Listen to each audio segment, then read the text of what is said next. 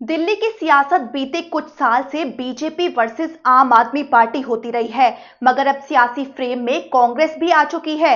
ऐसे में सवाल उठता है कि आखिर कांग्रेस के एक्टिव होने से किसे फायदा होगा और किसे नुकसान। चलिए समझते हैं। दरअसल दिल्ली का चुनाव इस बार त्रिकोणीय लग रहा है। कांग्रेस भी पूरी तरह एक्टिव नजर आ रही है। कांग्रेस जहां अपना 10 साल का सूखा खत्म करना चाह रही है, वहीं बीजेपी 26 साल का वनवास खत्म करने की फिराक में है।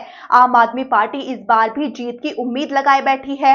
अब जब कांग्रेस भी बीजेपी की तरह आम आदमी पार्टी पर हमलावर है, तो सवाल उठते हैं कि अगर इस विधानसभा चुनाव में कांग्रेस के हाथ मजबूत होते हैं तो अरविंद केजरीवाल को फायदा होगा या नुकसान। इसे समझने के लिए बीते विधानसभा चुनावों के नतीजों पर गौर करना होगा।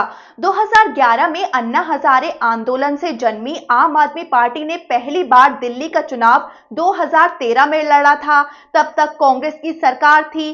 2013 का यही विधानसभा चुनाव था जिसमें कांग्रेस का गेम फिनिश हो गया था। आम आदमी पार्टी बादशाह के रूप में उभर कर आई थी। हालांकि 2013 के चुनाव में सबसे बड़ी पार्टी बनकर बीजेपी ही उभरी थी। 2013 के चुनाव में बीजेपी को 31 सीटें मिली थी, जबकि आम आदमी पार्टी 28 सीटें जीतने में कामयाब रही थी। कांग्रेस 8 सीटों पर सिमट गई थी।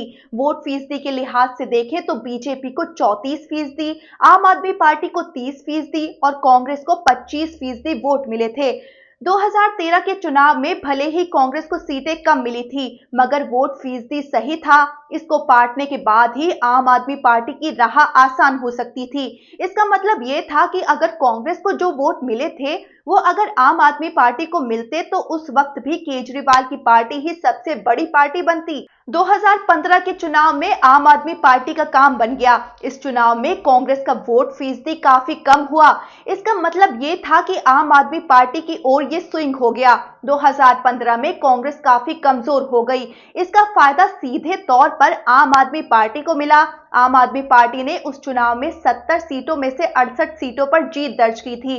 कांग्रेस के वोटर्स आम आदमी पार्टी की ओर शिफ्ट हो गए थे। कांग्रेस का वोट शेयर 9% पर आ गया था। 2020 में भी वही कहानी दोहराई गई। कांग्रेस की स्थिति और कमजोर हो गई। इसका फायदा भी आम आदमी पार्टी को ही मिला। आम आदमी पार्टी ने 62 सीटों पर जीत हासिल की, जबकि बीजेपी के खाते में 8 सीटें गई। कांग्रेस का खाता तक नहीं खुला। वोट फीसदी के लिहाज से कांग्रेस और कमजोर हो गई।